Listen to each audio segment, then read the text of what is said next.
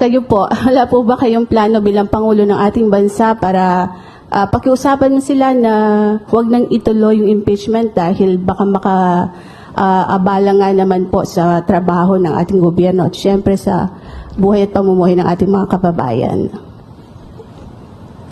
The Senate has no choice. The House has no choice. They have to do this now. Sir, may nagsampa na po ng impeachment complaint against Vice President Leni Robredo. I won't allow. Do you think, sir, may basihan po para ma-impeach nga po siya? What are your thoughts po? Look, we just had an election. Guys, lay off. Let's stop it. Can do other things, but do not tinker with the structure of government. I will not countenance it.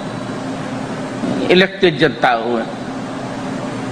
So, why do you have to sit just because he keeps on harping on me? Yeah, this is democracy.